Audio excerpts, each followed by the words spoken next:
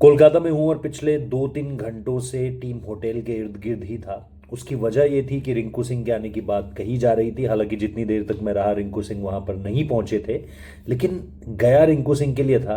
पता कुछ और चला। ये पता जो चला है वो आने वाले मुकाबले की, और सिर्फ एक मुकाबला नहीं, इस प्लानिंग को आप आने वाले वेस्ट इंडीज के मुकाबले से सिर्फ मत जोड़कर देखिए। आप इस प्लानिंग को जोड़कर देखिए। यहां से आगे इंडिया को जो भी ये बचे 3 मैचेस हैं, अगर हम एक एक कर कर आगे बढ़ते हैं तो ये प्लान वी का जो इस्तेमाल है ना, वो काफी ज्यादा होने वाला है। और ये टीम के अधिकतर बैटर्स को बताया गया है। एक स्लाइड चलाई गई थी जो मैंने आप लोगों को बताया वीडियो कर कर। हालांकि आप में से बहुत ज़्यादा लोगों ने देखा नहीं, मुझे नहीं पता आप लोगों को इंटरेस्ट आया नहीं आया, क्या हुआ क्या नहीं हुआ। बट उस स्लाइड ने बहुत सारी गेम चेंजर मोमेंट्स जो हैं इस टीम के अंदर डाल दिए हैं। और अब सबसे इंपॉर्टेंट जो प्लानिंग हो रही है वो इन आने वाले 3 वेन्यूज के पॉइंट ऑफ व्यू से भी हो रही है, सामने वाले बोलिंग अटैक को देखते हुए भी हो रही है, और इस लिहाज से भी हो रही है कि आपके बैटर्स को क्या सूट करेगा। तो ये मैं आपको एक एक कर कर डिटेल में बताऊंगा कि क्या हुआ, आज क्या होना है, पूरे के पूरे दिन इंडियन टीम की प्लानिंग क्या रहेगी, प्रैक्टिस कब रहेगी, प्रेस कॉन्फ्रेंस कब है, बीते दिन क्या किया गया। ऑब्वियसली दोपहर तक तो टीम इंडिया पहुंची थी, लेकिन उसके बाद भी ये जो एक इंपॉर्टेंट मीटिंग की बात सामने निकल कर आ रही है, क्योंकि अब हर एक कदम फूक फूक कर रखना है और वापस मुड़ने का मौका नहीं मिलेगा। एक गलती और आप टूर्नामेंट से बाहर हो जाओगे, और ये आपके लिए वर्चुअल क्वार्टर फाइनल ही है। तो थोड़ा सा इसकी डिटेलिंग में बात करेंगे कि आज अंदर खाने क्या कुछ हुआ। इंडियन टीम ने रात में अलग अलग ग्रुप्स में सबने डिनर किया। वॉशियर, वरुण एक साथ जा रखे थे, ईशान और हार्दिक एक साथ डिनर कर रहे थे, संजू थे वहाँ पे, आरपी सिंह यहाँ पर हैं। तो उन सब चीज़ों के बारे में मैं आपको डिटेल में बताऊंगा, क्या देखा क्या सुना, सोर्सेस के हवालों से क्या चीज़ें सामने निकल कर आ रही हैं, वो मैं आपको डिटेल में बताऊंगा। इसके साथ साथ हम आईपीएल को लेकर के भी आज बात करने वाले हैं, क्योंकि आईपीएल को लेकर ये चीज़ तो आपने सुन ली होगी कि स्केड्यूल किस हिसाब से आ रहा है। पहले 26 को होना था, अब 28 को हो रहा है, 28 से 31 तक चलेगा। लेकिन इसके पीछे के रीजंस क्या सिर्फ इलेक्शन है? बिल्कुल भी नहीं। और अगर सिर्फ इलेक्शंस रीजन हैं तो क्या कुछ फ्रेंचाइजीज के वेन्यूज को लेकर के कोई खबर आ सकती है? जैसे तमिलनाडु में, मतलब चेन्नई, तो क्या सीएसके का वेन्यू चेंज हो सकता है? क्या आपको कोलकाता नाइट राइडर्स का वेन्यू चेंज होता हुआ दिखाई देगा? क्या आपको राजस्थान रॉयल्स का सेकंड वेन्यू, क्योंकि असम में भी चुनाव है, वहां पर गुवाहाटी में भी वेन्यू चेंज होता हुआ दिखाई देगा? क्योंकि बहुत ज्यादा वेट किया नहीं जा सकता है स्केड्यूल रिलीज करने को लेकर के। इलेक्शन कमीशन की डेट अनाउंस का इंतजार है, बैकडोर जो कम्युनिकेशन है वो भी चल रहा है, लेकिन आप बहुत देर तक इंतजार नहीं कर सकते, ये आप लोग याद रखिएगा। तो लेकिन इसमें आरसीबी का भी एक कनेक्शन है, तो आरसीबी का क्या कनेक्शन है उस पर भी आएंगे।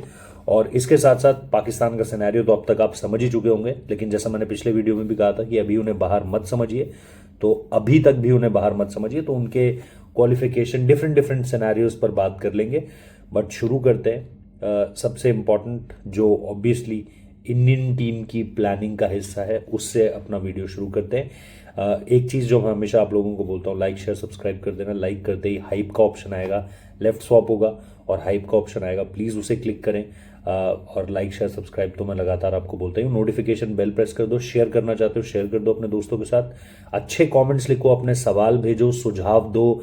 आप लोग क्या सोचते हो इन सारे के सारे मसलों पर, वो चीज़ें कमेंट बॉक्स में दर्ज कराओ। आप लोगों को पता है मैं जवाब भी देता हूँ, लाइक भी करता हूँ आप लोगों के कमेंट्स को। तो प्लीज़ एक्टिव पार्टिसिपेशन रखना। एल्गोरिदम में हेल्प मिलती है, वीडियो आगे जाता है और चैनल ग्रो करता है। तो प्लीज़ इन चीज़ों का ज़रूर ध्यान रखें, बस इतनी सी रिक्वेस्ट है। अब पहली चीज़, अच्छा, ये टीम ना जैसे ही आज यहाँ लैंड करी, ऑब्वियसली रिंकू सिंह थे नहीं, क्योंकि रिंकू सिंह सुबह ही निकल गए थे चेन्नई से ही, वो सीधे तौर पर दिल्ली लैंड करे और दिल्ली से फिर बाय कार अलीगढ़ गए। अब इन सारी चीज़ों के बीच में टीम को अपने दो सबसे अहम, जो अब आपकी ओपनर की भूमिका जो दो शख्स निभाने वाले हैं, अभिषेक शर्मा और संजू सैमसन, इन दोनों, अच्छा संजू के बारे में तो मैं ज़्यादा नहीं बोलूंगा क्योंकि संजू के बारे में मैंने ज़्यादा देखा भी नहीं है, लेकिन अभिषेक शर्मा के साथ अहमदाबाद से एक चीज़ चल रही थी। और अगर आप ये वैगन व्हील देखोगे, वैगन व्हील या जो जहाँ पर उन्होंने रन स्कोर करे हैं, तो आपको समझ में आएगा कि फाइनली अभिषेक शर्मा ने किस तरीके से चेन्नई के विकेट पे रन्स बटोरे हैं। जब आप इस वैगन व्हील को देखते हो तो आपको स्क्वायर में कुछ भी देखने को नहीं मिलता है। हॉरिजॉन्टल बैट शॉट जो हम बार बार कह रहे थे और जो टीम मैनेजमेंट बार बार कह रही थी उनको, गौतम गंभीर बार बार कह रहे थे कि हॉरिजॉन्टल बैट शॉट्स मत खेलो, वो चीज़ उन्होंने चेन्नई में एग्जीक्यूट करी और जब चेन्नई में एग्जीक्यूट करी तो वो रन्स आने लगे हैं।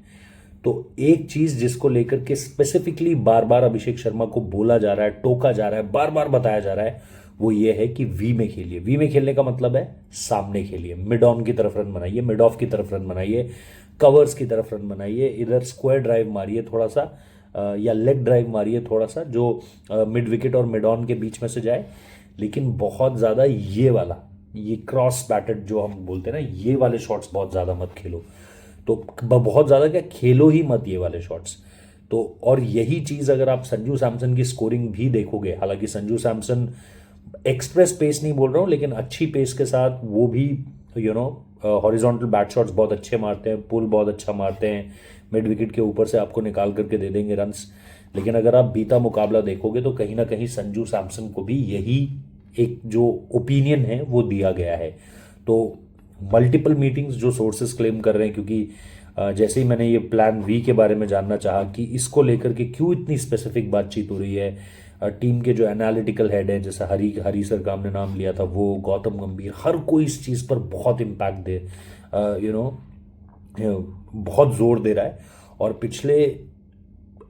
पिछले 12 घंटे 15 घंटों में बार बार टीम इंडिया के प्लेयर्स से जो बातचीत हो रही है उसमें इस चीज़ का बहुत ज़्यादा जिक्र है कि कैसे हमें ये प्लान वी एग्जीक्यूट करना है। और ये मोस्ट ऑफ द बैटर्स के साथ ये चीज़ कम्युनिकेट की गई है कि आपको कैसे प्लान वी एग्जीक्यूट करना है।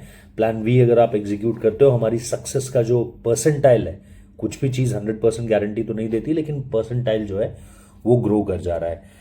तो ये एक चीज़ है जो आप आने वाले मैच में भी बहुत अच्छे तरीके से देखोगे। बारिश की कहीं कोई संभावना नहीं है कोलकाता में, मैं यहाँ पहुँच चुका हूँ। इसके अलावा विकेट बैटिंग फ्रेंडली होने वाला है, ज़बरदस्त रन्स बनेंगे यहाँ पर भी। लेकिन जैसे ही ज़बरदस्त रन्स बनने की बात करता हूँ, वेस्ट इंडीज़ याद आती है। ऐसा ही वानखेड़े का मैच था 2016 में, रन्स बनाए और फिर हम मुकाबला हार भी गए। तो बहुत ज़्यादा रनों की बात करना बहुत समझदारी नहीं होगी, ऐसा मुझे लगता है, क्योंकि वेस्ट इंडीज़ की टीम की ताकत ही वही है। अगर इस विकेट पर आपके पास अच्छे फास्ट बॉलर्स जिनको असिस्टेंस मिलेगी, जैसे आपको थोड़ा सा आपने देखा था प्रेमदासा में आपको मिली थी, तो फिर आप कहीं ना कहीं प्रेमदासा, या फिर अहमदाबाद में भी आप देखोगे कि अहमदाबाद में आपको मिली थी थोड़ी सी, तो फिर आप देखोगे कि कैसे तब जाके वेस्ट इंडीज़ को दिक्कत होगी, क्योंकि उनके पास क्वालिटी पेसर्स नहीं है। तो मीटिंग्स में इन्हीं चीज़ों का जिक्र है। ऑब्वियसली आज जब शाम को ग्राउंड जाएंगे, क्योंकि इंडियन टीम को आज शाम को प्रैक्टिस करनी है, 6 से 9 इंडियन टीम की प्रैक्टिस है, 2 से 5 जिम्बाब्वे की प्रैक्टिस, जिम्बाब्वे बोल रहा हूँ, वेस्ट इंडीज़ की प्रैक्टिस है, और 5:45 के अराउंड इंडियन टीम की प्रेस कॉन्फ्रेंस है। तो वो सारी डिटेल्स आपको मिल जाएंगी, टेंशन मत लीजिएगा। लेकिन इन सारी चीज़ों के बीच में टेंशन जिस चीज़ को लेकर लेनी है वो है आईपीएल में क्या कुछ होने जा रहा है। तो आईपीएल की अगर आप बात करें, आपने ये चीज़ सुनी ली कि 28 तारीख से शुरू होगा, 31 तारीख को ख़त्म होगा। 31 मई की मैं बात कर रहा हूँ, 28 मार्च की मैं बात कर रहा हूँ। 28 मार्च से शुरू होकर 31 महीने, यानी 2 महीने फुल ऑन, 2 महीने से 2 दिन ज़्यादा। अब सबसे इम्पॉर्टेंट चीज़ अगर आप ये देखोगे तो आपको क्या समझ में आ रहा है कि एक चीज़ तो इलेक्शंस वाला मामला समझ में आ रहा है कि भाई 3 अलग अलग राज्यों में इलेक्शंस हैं, लेकिन और जैसा मैंने कहा कि इसको लेकर के बहुत वेट भी नहीं किया जा सकता। ऐसा नहीं कि 15 दिन तक छोड़कर रखा हुआ है, क्योंकि बहुत सारे लॉजिस्टिकल चैलेंजेस होते हैं, बहुत सारी प्लानिंग होती है जो इन सब के आगे पीछे होनी होती है। तो वो जब आप देखोगे तो आप बहुत ज़्यादा वेट नहीं कर सकते। ऐसे में अगर एक आध जगह पर जो मामला फंस रहा है, जहाँ पर वेन्यूज़ को लेकर के उसको चेंज भी करना पड़ा, तो ये हो सकता है, इस पर कोई दो राय मत रखिएगा। यस, मतलब अगर आप ये कह रहे हो कि नहीं चेन्नई को पूरी तरीके से ही हटा दिया जाएगा, वो पॉसिबल नहीं होगा। लेकिन अगर इलेक्शन डेट्स के साथ कहीं कुछ मसला पड़ता है तो आप एक टेम्पररी शिफ्ट देख सकते हो। लेकिन जैसा मैंने कहा, इस पे मेन चीज़ है आरसीबी को लेकर, क्योंकि जयपुर ठीक है, अलग अलग मसले चल रहे हैं, हमको भी आपको भी सब कुछ पता है। नवी मुंबई कंसिडरेशन में है, रायपुर कंसिडरेशन में है, पुणे कंसिडरेशन में है, राजस्थान रॉयल्स पुणे को लेकर के बहुत ज़्यादा इंटरेस्टेड थी। तो एक चीज़ तो है राजस्थान रॉयल्स को लेकर के, सेकेंड होम पे भी उनके इलेक्शंस हैं, तो उनका मसला थोड़ा सा फंस रहा है। रॉयल चैलेंजर्स बैंगलोर की अब भी बातचीत चल रही है और ये तीनों वेन्यूज आरसीबी वाले, मतलब रायपुर में तो मुझे कोई बता रहा था कि रायपुर में तो स्टेट गवर्नमेंट को बोल दिया गया है, छत्तीसगढ़ रायपुर में स्टेट गवर्नमेंट को बोल दिया गया है कि हम यहीं पर खेलेंगे। अब लेकिन आज जिन लोगों से बात हुई उन्होंने ये कहा है कि नहीं, अभी तीनों वेन्यूज कंसिडरेशन में, नवी मुंबई, पुणे और रायपुर। हालांकि मुझे ऐसा लगता है रायपुर इसमें सबसे आगे है और स्टेट गवर्नमेंट को कंफर्म किया जा चुका है। But the important thing is कि आरसीबी जो केएससीए है, कर्नाटका स्टेट का ये जो पूरा का पूरा एसोसिएशन है, वो अभी भी स्टेट गवर्नमेंट से इस चीज़ को लेकर के बात कर रहा है। आईपीएल गवर्निंग काउंसिल के लोग इस चीज़ को लेकर के बात कर रहे हैं कि जितनी जल्दी क्लैरिटी आ जाए, क्योंकि पहला मैच रॉयल चैलेंजर्स बैंगलोर खेलेगी तो वो उनके होम ग्राउंड पे होगा या फिर कहीं और होगा, इस चीज़ को लेकर के सबसे बड़ी जो अड़चन है अभी, वो कोई पॉलिटिक्स नहीं है, वो कोई इलेक्शन नहीं है। आपको पता है 2009 में, 2014 में, 2019 में, 2024 में जब जब इलेक्शंस हुए, आपने 2 फेजेस में जो है वो स्केड्यूल अनाउंस किए। तो यहाँ पर भी ये हो सकता है कि आप 2 फेजेस में स्केड्यूल अनाउंस करो। शुरुआत में एक फेज आएगा, फिर अगला फेज आएगा। बट इसमें जो सबसे बड़ा रोड़ा बना हुआ है वो इलेक्शंस नहीं है, वो ग्राउंड का मिसमैनेजमेंट नहीं है जो Rajasthan Royals point of view से है, बल्कि सबसे बड़ा मसला ये है कि आप पहला मैच कहाँ कराओगे, इसको लेकर के अभी भी आप थोड़ा सा टेंशन में हो, मैं ये ज़रूर कहूँगा। और इसके साथ साथ सबसे इम्पॉर्टेंट चीज़ ये है जो मैंने आपको थोड़ा सा टच अपॉन भी किया कि बहुत हद तक ये पॉसिबल है कि आपको 2 अलग अलग इंस्टॉलमेंट्स में जो है वो स्केड्यूल आईपीएल का आता हुआ दिखाई दे। रोहित शर्मा प्रैक्टिस शुरू कर चुके हैं, महेंद्र सिंह धोनी कल निकलेंगे, मतलब कल नहीं, आज ही निकलेंगे।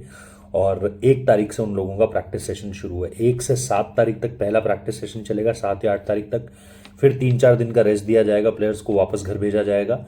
और उसके बाद फिर 15 तारीख से सेकेंड कैंप लगेगा, जिसमें जो इंडिया वाले प्लेयर्स होंगे, जैसे शिवम दुबे और संजू सैमसन हो गए, जो इंडिया टीम का पार्ट है। और भी कोई है क्या इस टीम में? ये दोनों हैं जो मुझे अभी याद आ रहा है। तो ये दोनों सीधे तौर पर आपको जाते हुए दिखेंगे फिर 15 तारीख वाले कैंप से चेन्नई में। तो वहाँ से कैंप शुरू होगा। रोहित शर्मा ने ऑलरेडी शुरू कर दिया है। तो ये चीज़ें भी चल रही हैं। बाकी पाकिस्तान वाला सिनेरियो आप लोग बहुत अच्छे तरीके से जानते हो कि वो 60-65 रन वाला मसला, 65 रन कुल मिलाकर के, 65 रन से अगर जीत हासिल करती है पाकिस्तान की टीम तो वो सेमीफाइनल जा रही है। एंड देन एक पॉसिबिलिटी खुलती है कि क्या उसके बाद एक फाइनल हो सकता है इंडिया वर्सेस पाकिस्तान। और एक चीज़ है जो उनको 14 ओवर से पहले पहले करनी है। अगर वो इस पूरे के पूरे मसले में चेज़ कर रहे हैं तो 14 ओवर तक चेज़ कर दें। अगर वो पहले बैटिंग कर रहे हैं तो फिर ऑलमोस्ट 65 रनों की जीत की रिक्वायरमेंट उन्हें होगी, ताकि वो न्यूजीलैंड को बाहर कर सेमीफाइनल के लिए क्वालिफाई कर सके इंग्लैंड के साथ। तो ये है जी सारा का सारा आज का डिटेल क्या हो रहा है। इंडियन टीम खास तौर पे जो प्लानिंग कर रही है, कल भी काफ़ी कुछ होने वाला है। जो भी होगा अपडेट्स आपको मिलती रहेंगी। नोटिफिकेशन बेल प्रेस कर दीजिए, लाइक शेयर सब्सक्राइब कर दीजिए, हाइप करना मत भूलिएगा।